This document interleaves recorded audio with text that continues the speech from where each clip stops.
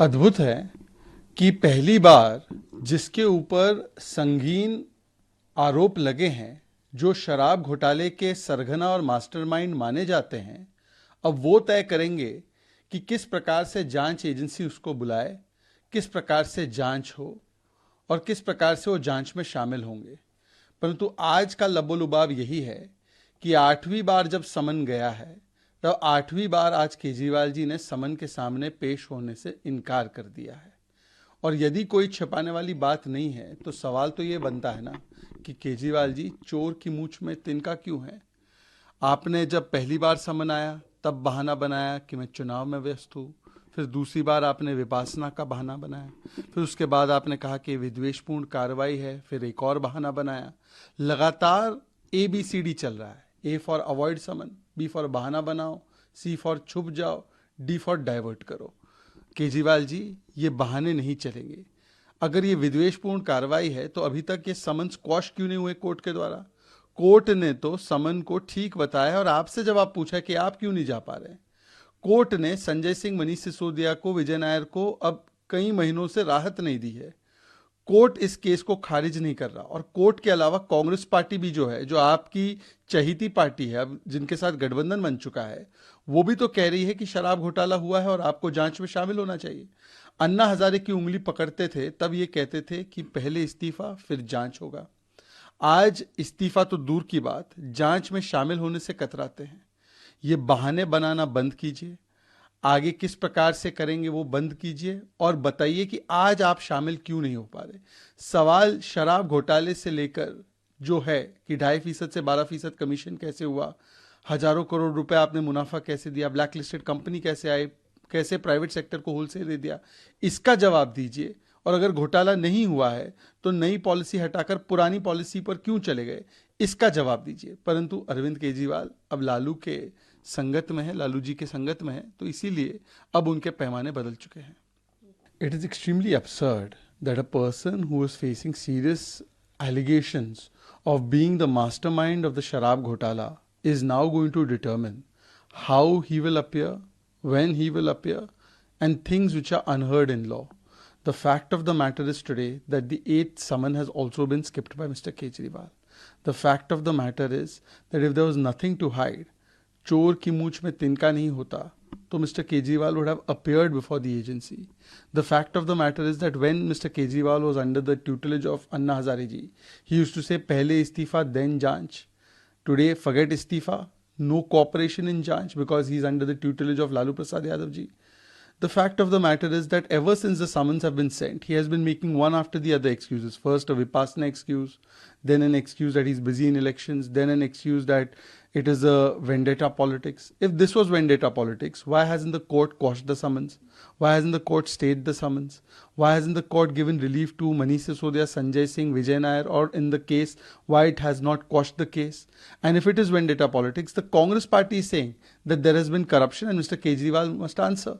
So the full aspect is this, that Kejriwal is doing ABCD. A for avoid summon, B for bhag jao from summon, C for cover up of summon, and D for divert from summon. Instead of answering the questions on Sharab Ghotala as to how thousands of crores were siphoned off, how 2.5% commission became 12%, private sector was allowed and given the wholesale, how blacklisted companies were allowed to come in, why did you go back to the old policy if the new policy was not corrupt? Instead of answering these questions, Mr. Kejriwal only diverts.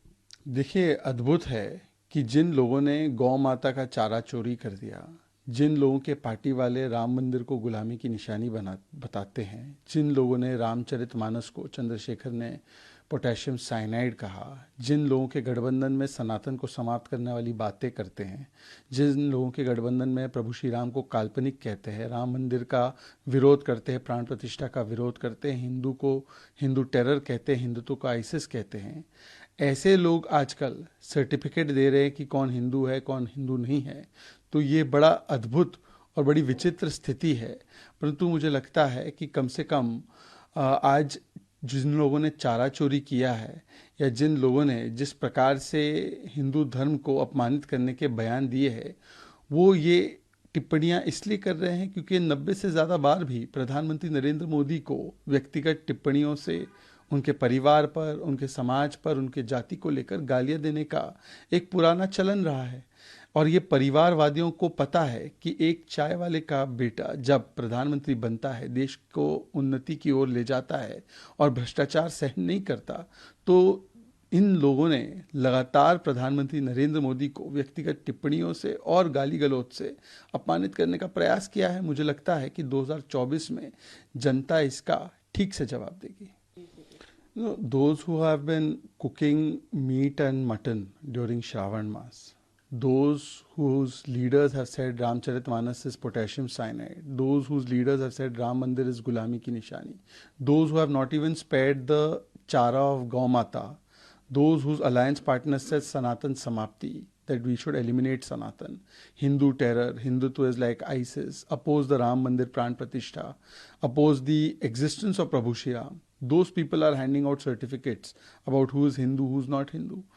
So this also we have to see. But the reason why such statements are made is because all of these diners, ever since a chaiwala has become the prime minister, more than 100 times they have abused him. They abuse him on his caste, they abuse him on his background, they abuse him on his parents, they abuse him in the most vile manner. Kabr khudegi Modi ki, Bhasmasur, Neech, Gangu Teli.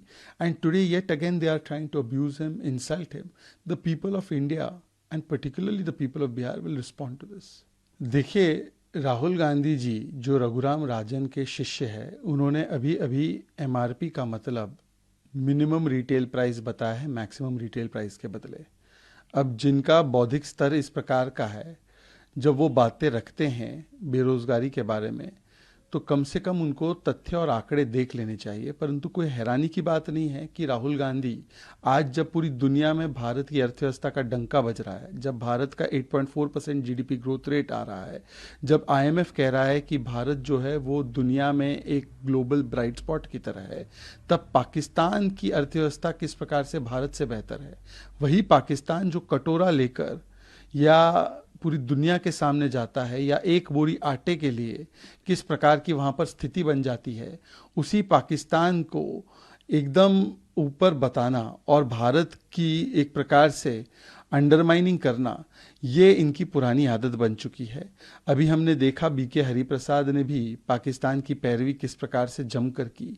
तो मुझे लगता है कि मोदी विरोध करते करते भारत की आर्थिक उपलब्धियों का विरोध करना, ये इनकी फितरत बन चुका है। और सवाल ये भी बनता है कि बेरोजगारी के विषय पर राजस्थान में अभी कुछ महीने पहले चुनाव जब हुए, तब वहाँ पर 20% से ज़्यादा बेरोजगारी दर था, एक साल से ऊपर। उस पर राहुल गांधी जी ने कभी कोई ज्ञान नहीं दिया, इसीलिए उनकी सरकार वहाँ से चली गई। और मध्य प्रदेश में जहाँ पर सबसे कम बेरोजगारी थी उन राज्यों में, तो वहाँ पर भारतीय जनता पार्टी की सरकार फिर से लौट कर आई। तो बेरोजगारी का विषय नहीं है, ये राहुल गांधी के राजनीतिक बेरोजगारी का